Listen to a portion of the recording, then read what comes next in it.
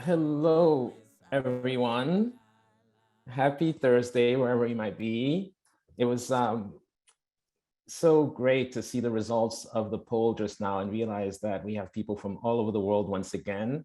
We have people from Europe, we have people from the Northeast and other parts of America, and we have 29% of the participants are actually from Africa. So it was a great honor to be with you again for our Thursday webinars, I'll call them, on sustainable development in Africa. This is the MIT and True Africa University weekly series. This is year 2. We started last year, and we explore various topics related to the sustainable development of Africa. And I want to thank everyone at the MIT Center for International Studies for leading with a lot of the ideation that went into creating this series, where basically I tried to choose and pick some of the most interesting people who are helping to shape the destiny and the future of the African continent. And this week we have a very, very special guest, someone I know very well. We have Minister Cina Lawson, who's Minister of Digital Economy and Transformation in Togo, which is my home country, as many of you know, since I talk about Togo on pretty much every webinar that we have with MIT. But Cina is a bit of an overachiever in a sense. She's been working across various sectors. She worked with the World Bank. She worked with Orange Group, which is one of the major telcos that is also very active in Africa. And for the past decade, she has been a minister in Togo focused on the digital economy. She is also a bit of a superstar. She graduated from Sciences Po in Paris and from Harvard University's Kennedy School of Government, where she was awarded one of the major alumni awards 2 years ago. But what I want to point to is the work that she's doing now during the pandemic and how it's going to be extremely relevant to what happens after the pandemic. And I want to take it back to one of our luminaries from the MIT community, and that's Esther Duflo. And our very own Esther Duflo, the Nobel Prize-winning economist, wrote a seminal essay for the Guardian newspaper during the pandemic. It came out in May of 2020. And she talked about the fact that the coronavirus is actually a crisis for the developing world, but it doesn't need to be a catastrophe. And she mentioned Togo and the work that Cina and her team have been doing as a bit of a benchmark for a radical new form of universal basic income and how that could revitalize damaged economies. And I think that's really interesting because it's extremely groundbreaking. And I want Cina to talk about the work she's been doing as a minister in the Togolese government for the past decade. And I'm pretty sure she will end up talking about that groundbreaking program called Novisi, which has changed the lives of so many of my fellow Togolese citizens. So I'm going to keep my intro quite short. I know that you all want to hear from Cina, not necessarily from me. She's going to present for about 15, 20 minutes, and then we'll get on with questions immediately after that. Thank you. Cina, the floor is yours. Hello, Claude. Thank you for inviting me to talk about what we've been doing in Togo. I also want to thank the MIT and the True Africa University community. It's a great honor and a pleasure for me to be here and to be given the opportunity to talk about digital transformation.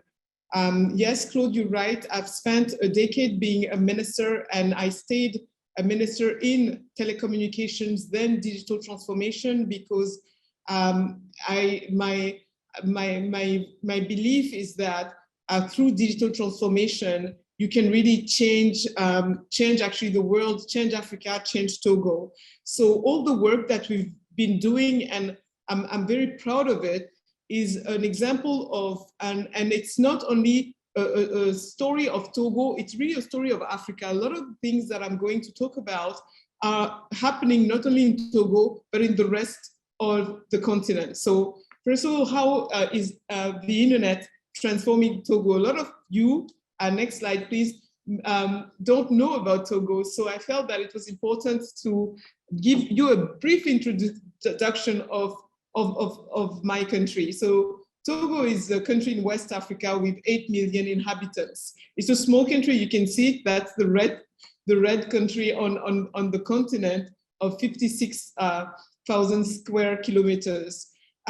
We've been having actually a very solid economic growth until the pandemic.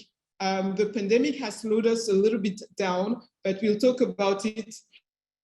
And the next slide, what I want to say is that in 2020, we took, as a government, we came together to write a strategy to develop Togo, and we called it a development strategy national roadmap for 2025. Obviously, with the pandemic, things have slowed down, but what is interesting is that on this strategy document, we identified 42 projects, and 3/4 of this roadmap had a digital component. So I want to tell you that it's very significant because it says that how much the country is now looking to see what we can do and how we can execute on digital transformation. You know, Togo has grown a lot in terms of connectivity, and you can see on this slide that mobile penetration is now at 84%, up from 61% in 2013.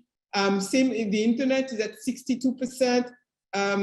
When I started in 2010, I think it was at less than 10%. And 2G, 3G, 4G coverage, and I want you to see 4G coverage at 67% in 2019, and I think around 70% right now has been increasing. So a lot of improvement in terms of mobile and internet penetration rates. Next slide, please. So we were, when we talk about digital transformation, it's not abstract. You execute on digital transformation through projects, and we did a lot of projects in Togo throughout the years. I want to because when we see how far we've gone from 2010, 2014 to 2022, you cannot understand where we are today if you don't understand all the things that we've done in the past. For example, in 2016, we were able to build a mobile wallet for farmers to distribute subsidies to farmers through mobile wallet. The same year, we created a government portal so that the Togolese could go online to have access to information on the public sector. I think in 2016 also, that was the year that we connected, we deployed fiber infrastructure in all universities, public universities in Togo, and brought really broadband to universities, and that was a major achievement. We also were very committed in having private sector participation. So we gave new licenses to internet service providers. We privatized the incumbent in 2019. And during the pandemic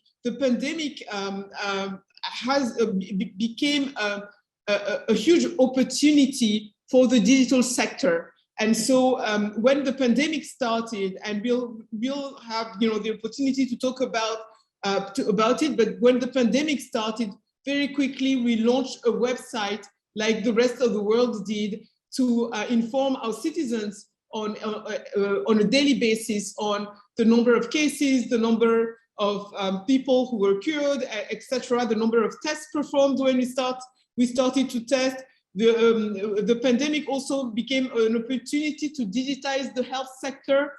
We were the first sub-Saharan African country to have the vaccine certificate, digital vaccine certificate recognized by the EU.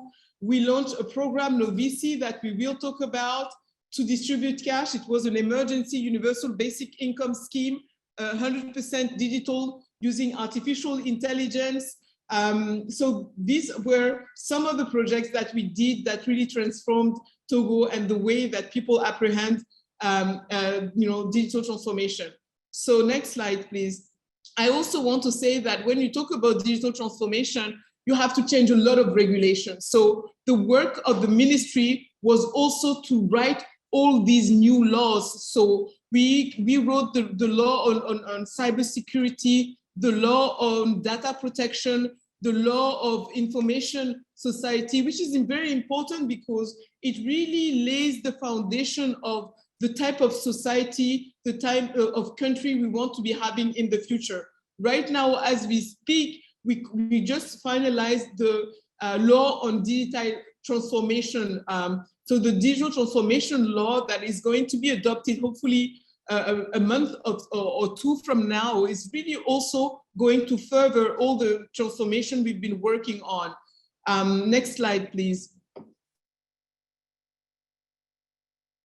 So, you know, when we talk about digital transformation, it's true that every time that people talk about digital, people think that, oh, it's so, you know, how do you, whatever for? Why would we as a country, why would we as a continent, why would we fight, why would we work on digital transformation? It's also, it's really for us as a country, the vision that we have in terms of digital transformation is that it is going to be the tool with which we will fight poverty. Okay, so this slide really tells us about what we've done the past few years in terms of digital transformation. First, in terms of establishing a new legal framework, in terms of creating executing agencies, because when you talk about digital transformation, the government does not have to do it all.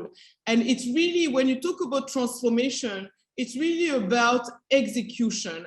And talking about execution, you need to have dedicated entities to execute on digital transformation. And so that's why we created a lot of agencies, an agency on cybersecurity, another one on data protection, a third one on digital transformation, etc., another one on biometric ID.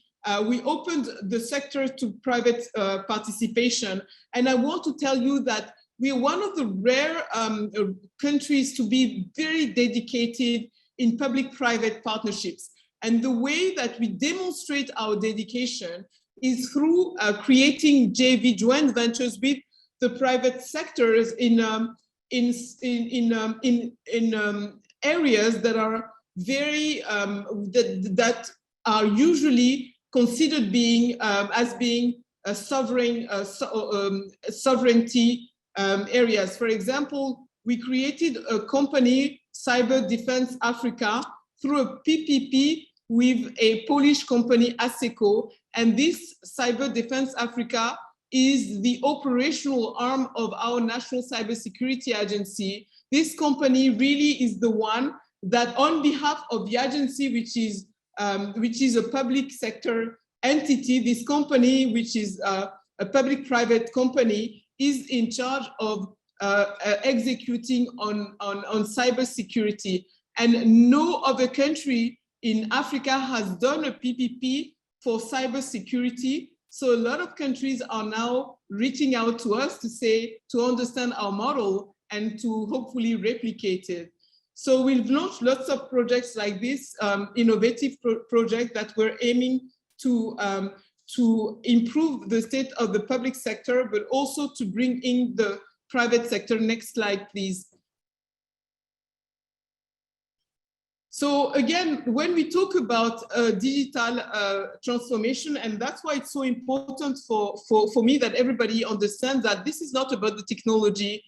It's not about being cool. It's really about what is it that we can do? How can we use this tool to change our country? How can we use digital to better include our citizens in the economy and society? So we have a strategy to do so.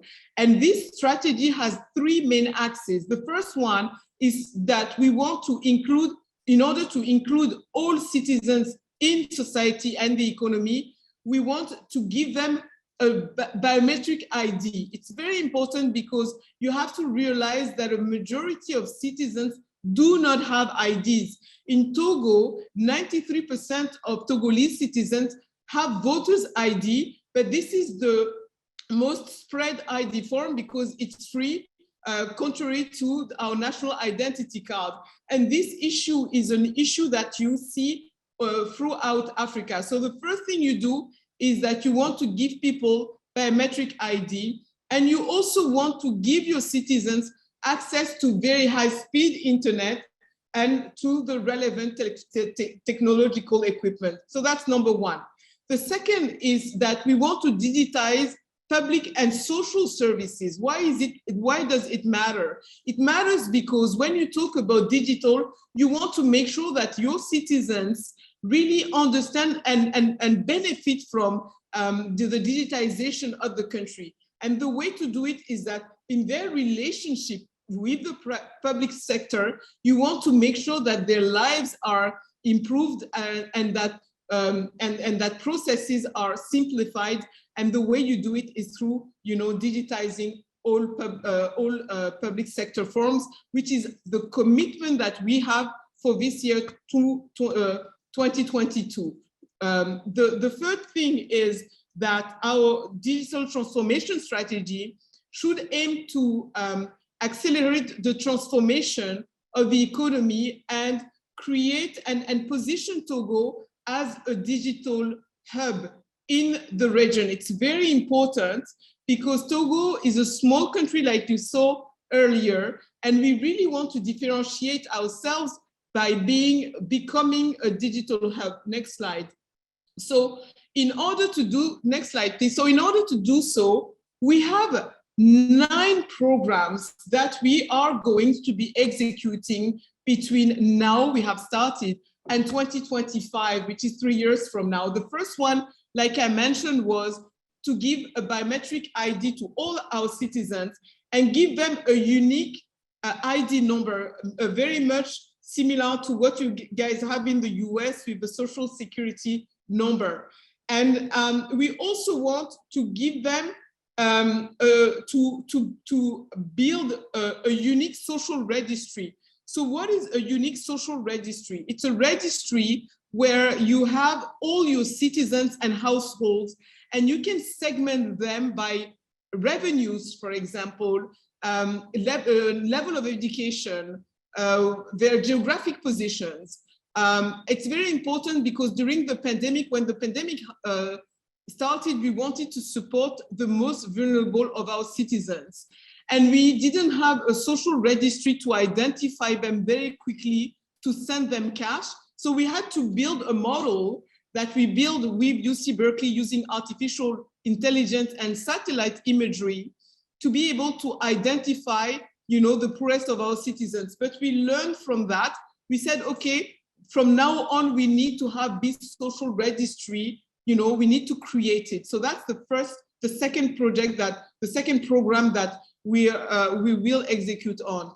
The third is that when we talk about access to broadband, it's very important to understand that, yes, Africa, in terms of telecommunications, and when everybody think about telecommunications in Africa and infrastructure in Africa, everybody thinks about mobile infrastructure. We think that for Africa to really be, to really develop itself, to be at another level of development, we need to deploy broadband, and we need to deploy fiber infrastructure. Fiber infrastructure, because right now on the continent, and we are a very young continent, we have 50% of our citizens who are less than 18 years old, 75% of our citizens are less than 35 years old. So they want to have broadband and they want to have fiber at home. And so the way to do it is using power lines. And we want to be deploying fiber on power lines. And that's something that the whole continent wants to be achieving. So I want you guys to remember that in terms of digital infrastructure on the continent for the years to come, it is going to be a lot about fiber, and it is going to be fiber not under the ground, but it is going to be fiber that you will see on power lines.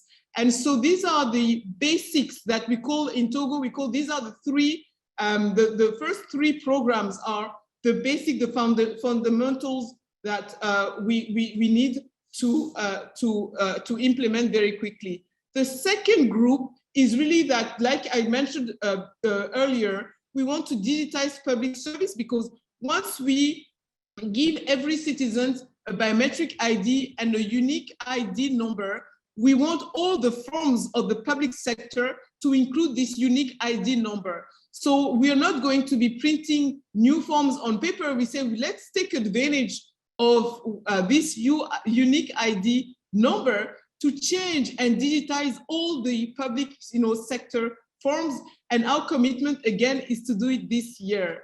We also, because we are now very, we're well known in Africa for social protection. So for us, digital transformation is really also about improving social protection and social services.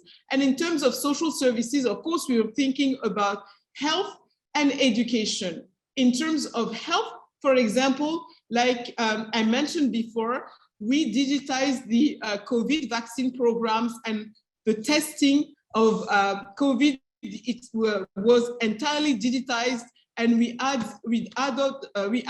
QR codes, and we were the first sub-Saharan country to have our QR codes and our methodology recognized by the EU and the African Union. We also, because when you talk about digital transformation, especially when you are in West Africa, where half of the economy is really geared towards the public sector, you need to digitize the state financial flows. And so the flows that we are going to be digitizing, and we have started this year, is all government to people payment and people to government payment. We are committed to digitizing these payments. And the last element, and I think it's very important, is that yes, when we talk about digital transformation, we say that it is a tool to include our citizens. It is a tool to fight poverty, but if we fight poverty, the way to fight poverty is to improve growth. So the digitization strategy that we have is that we also need to digitize key sectors of our economy, which is for Togo, agriculture, logistics, all these sectors, and the banking sectors are going to be fully digitized. Also, we want to create an ecosystem of innovation and digital talent. So we've been reaching out to companies to create more tech hubs in Togo, and also better training for our citizens. And the last program is a program that is worth really mentioning, is that because our vision is to digitize the entire administration through creating platforms and interoperable platforms, we also need to create a platform that enables us to value the data that we will be collecting. And that's very important, because that is also part of what we call, that is also part of the digital economy. It's the economy of knowledge, and it's the economy of data. Thank you. So next slide, please. So we have this program, and on this slide, we have also identified few indicators that we need to achieve by 2025. We want to have 300,000 households with fiber to the home, and we want to do it through deploying fiber, like I said, on electrical lines, power lines. We want 100% of Togolese with a biometric ID. We want all public sector administrative buildings connected, and et cetera, et cetera. Next slide, please. We also have a program. We have a plan with 3 phases to execute. The first, like I mentioned, that we started last year, was to create agencies to execute on digital transformation, and to write a new law, to have a new legal framework for digital transformation. This first phase is going to be finished in a couple of months, in 3-4 months. Phase 1 will be complete. Then we go to phase 2, which is the digital transformation of public sector, and this it will start on the second half of 2022, and hopefully with major milestones, which are the digitization of all the forms, etc., etc. And then phase 3 is really about accelerating these programs and making sure that the ecosystem also of startups also contributes to our digital transformation. Next slide, please. So very quickly, because I want to take some of your questions. Very quickly, I want to talk about what we did during the pandemic, because during the pandemic, you know, the concern when the first COVID case we had was in the 6th of March 2020. And it hit us like we were in shock, you know, because we were watching TV and we would see what was happening in the rest of the world. And our first concern was, and we would also see how governments were dealing with the pandemic. And they were dealing with the pandemic using mobility restriction measures. What you have to know is that in most of Africa, you have the informal, very, very active informal sector, where you have people going out every single day to earn their living. They are merchants, they're hairdressers, and other jobs like that. And so when you decide as a country, when you take the decision that you are going to be implementing mobility restriction measures, what your concern is that what is going to happen to all these guys who need to go out every day if you tell them don't go out and stay at home, because now we have mobility restriction, now we have curfews. So we wanted to make sure that we were going to support these individuals. But we wanted to support these individuals while respecting the very principles of mobility restriction. So we built a platform, and this platform was a digital platform that didn't require people to have access to the internet, because it used USSD technology. So people would dial *855 hashtag, and we would ask the people to just put their voters ID number. Why voters ID? Because these are biometric ID. We wanted to make sure that we had real people applying to receive financial aid. And so they would go to the platform, register onto the platform using their voters ID, and if eligible, in less than 2 minutes, they would receive an SMS with some cash, which was the equivalent of 1/3 of the minimum wage. Why does it matter? It matters because it was the first time in Togo's history that people would receive in less than 2 minutes some funds, financial aid announced by the state. You know, usually when you apply for financial aid, you have to wait for months, if not years, in most of the countries. And in Togo, what we did building this platform enabled the people from, you know, the poorest backgrounds to receive financial aid. And that's number one. Number two, and I think it's worth mentioning, is that the advantage of using voters ID was that we knew people's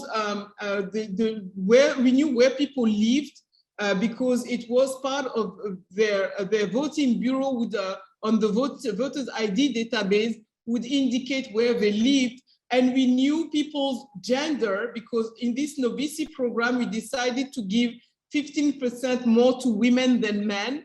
And we also would know people's professions. And so based on gender, based on geographic locations, because we supported people who were living in areas where we implemented mobility restrictions.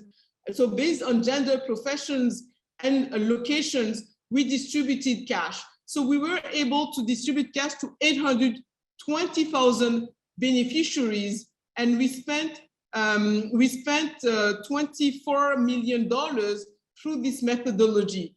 But then we said, we were, and that was the world in 2020. And our concern was, we don't know how long the pandemic is going to last. We need to improve our targeting methodologies. We need to improve the way that we prioritize beneficiaries.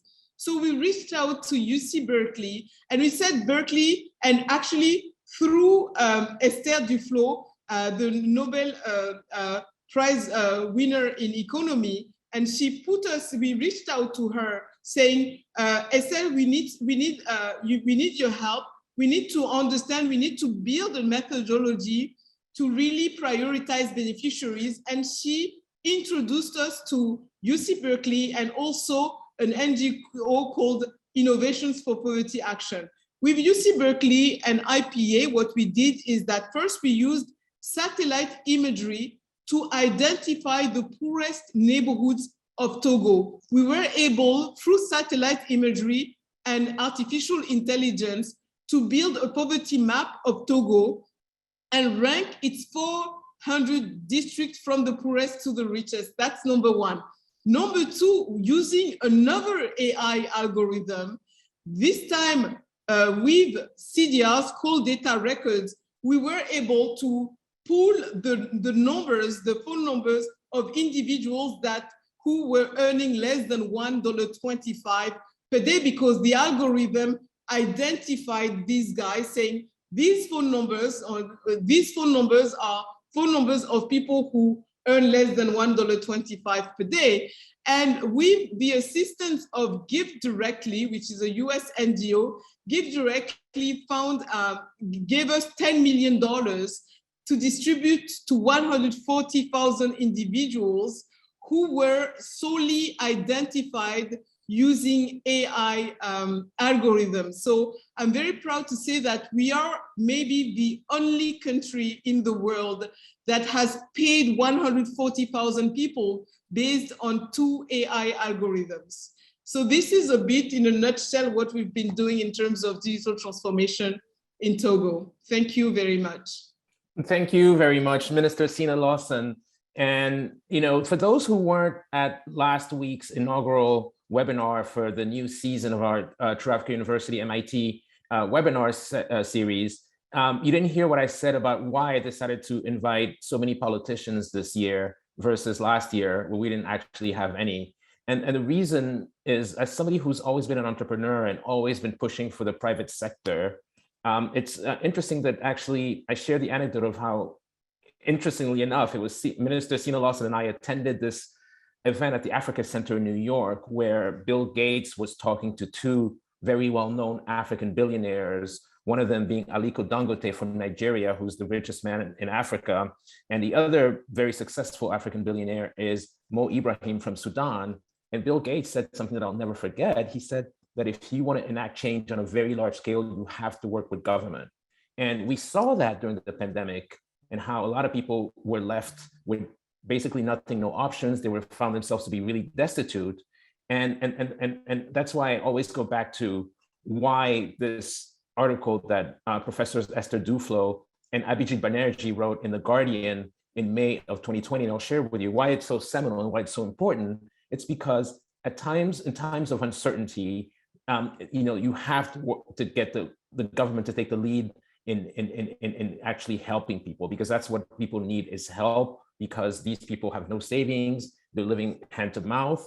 And Esther Duflo said that Togo was a model for the world, because even though it's only 8 million inhabitants, this kind of cash transfer scheme it ended up working and saving a lot of people and keeping them just basically in a position where they're able to live their lives and hang on to some sort of hope for the future. So with that being said, I want to go to one of the questions that came into the chat, which I found to be really interesting. And it's from Ingrid Nystrom. And Ingrid was asking specifically how the process of biometric identification of the population can be organized, because he feels that the actual procedure is complicated and relatively costly if you're trying to get into rural and other poor parts of the population. So that's a great question. What we're actually working with the World Bank. We received funding, $72 million to do a biometric ID and to create social registry. And so it's going to go, it is through a campaign, a national campaign, and people are going to be registering, but you have to also understand that for a lot of people, and also due to novice, due to the importance of the novice program, they learned that it was important to have an ID. In lots of areas prior to that, people would resist having an ID. They would have IDs to vote, but then throughout the year, they wouldn't really use it. And so they now understand the importance of having an ID, and we will deploy it through this project with the World Bank.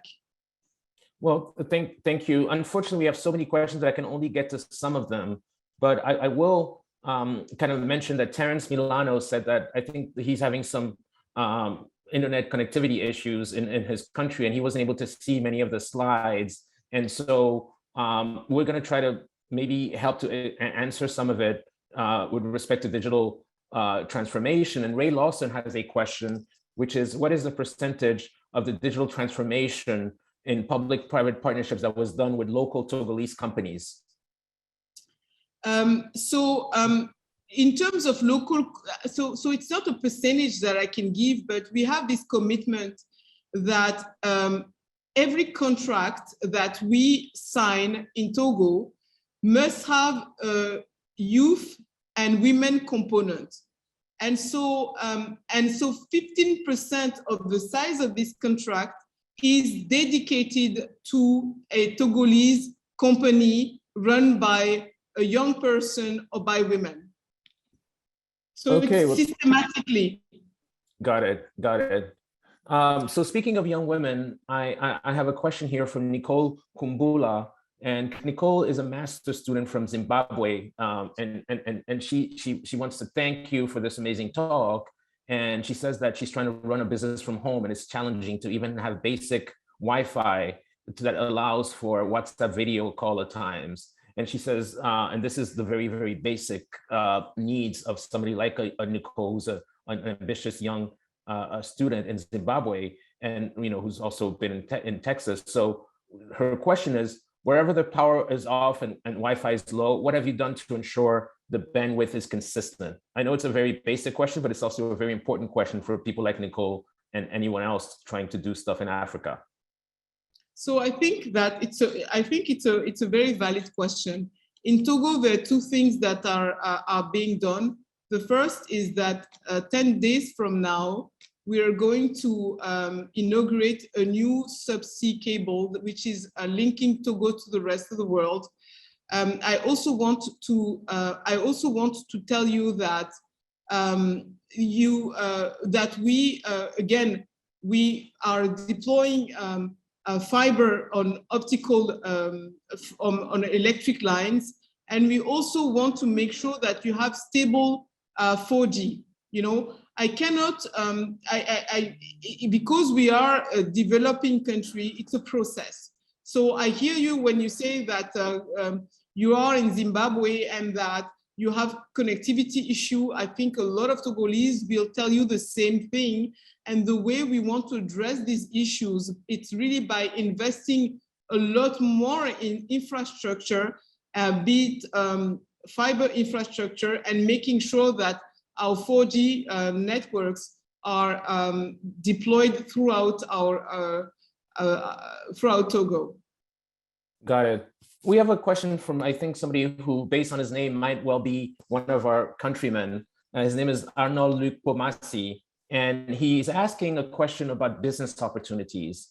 Specifically, what business opportunities are there for individual Togolese people or companies to offer needed services in ICT through digital devices and ordinary phones, smartphones, and tablets? What kind of opportunities does the government provide for who I'm guessing to be an entrepreneur looking to get into ICT in Togo?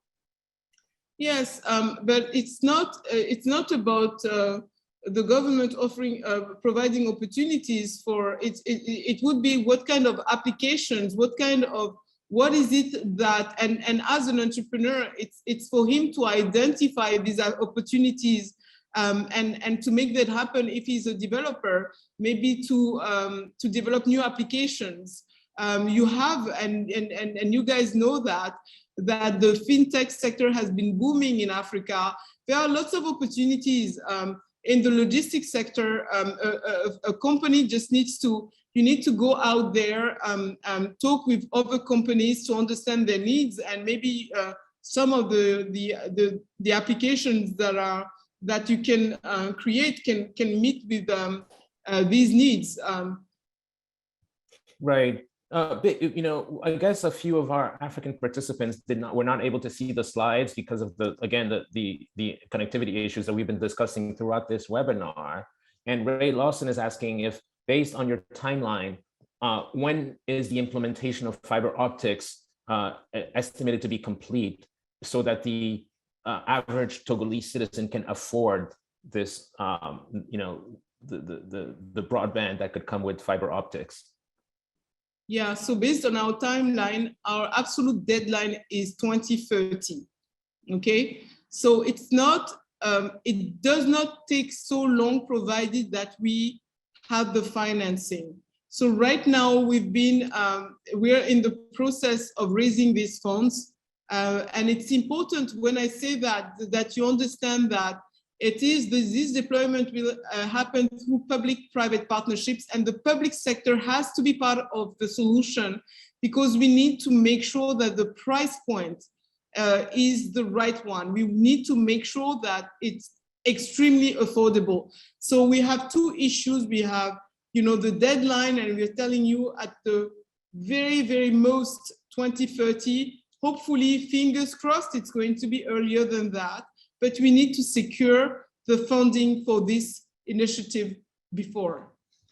Great. So we have an anonymous attendee who wishes to remain anonymous and who's commenting on the fact that it's a very forward-looking talk, which is what I want, because through these webinars, I want to talk about the future of Africa and not necessarily dwell on the past. And this anonymous attendee is asking you, Minister Cina Lawson, what is your vision for your country in the near future? Listen, you know, when I close my eyes and I look at Togo, I look at a country which is developed using digital transformation. I want to tell you that I have no doubt that the continent is one day going to be developed. My question and my fight is to make sure that in this developed Africa, you know, Africans have their say. I want to make sure that we are the ones developing Africa according to our vision. So when I say that, that's why digital transformation is so important, because we're building the continent of tomorrow. We're building a country where, you know, you have digital connectivity, you have payment platform. It's a new society that we are building, where the information is available to everyone in real time. This is the vision that we have. And it's not a distant dream. It's not so forward looking. There is a plan, and the plan starts by making sure the infrastructure is here, making sure that we identify people, that the payment platforms are there. There is a path to do so. And this path to do so has been designed by us Togolese through our strategy. And that's also very important, because we need to be in charge of how we want to see our continent and what we want to see happening in the future. Wonderful. So we have a final question, which is, what are 3 books that you would recommend to this audience of participants that joined the webinar today? So the first would be Cheikh Anta Diop, The African Origin of Civilization. I think this is a major one. There is also my sister Chimamanda Ngozi Adichie, Americana, and I think that all her books are really worth reading. And the third is The Little Prince, Antoine de Saint-Exupéry, Le Petit Prince in French, The Little Prince, because it was written in 1942, I think, but up until today, it's still so relevant. And every time you can read this book 10 times, 100 times, you will always learn something new. So these are the 3 books I would recommend. Thank you so much, Cina Lawson, for this incredibly exciting, incredibly optimistic, incredibly future-looking webinar. I think everybody needs to know that the work that you've been doing with the Novici program is truly groundbreaking. And the fact that Bloomberg and so many other kind of major business publications have talked about how it's been transformative for Togo is something that needs to be noted. I want to thank many of you for commenting. And I also want to talk about next week's webinar, which is actually a response to, it's funny that we got a comment that we have too many people from West Africa, and I guess I'm a little bit biased in that way, but we did get a comment from somebody who said, well, you should invite more people from Southern Africa, which is why it's great that next week we have Tabi Leoka, who is an economist, and she's in South Africa, from South Africa. She is going to talk about how African economies can recover post-pandemic. I want to thank the MIT Center for International Studies, the MIT Africa program, everybody at True Africa University, and thank you all for participating. Once again, thank you, Minister Cina Lawson, for this wonderful webinar. Wonderful afternoon, evening, or morning to you all. Bye. Bye-bye.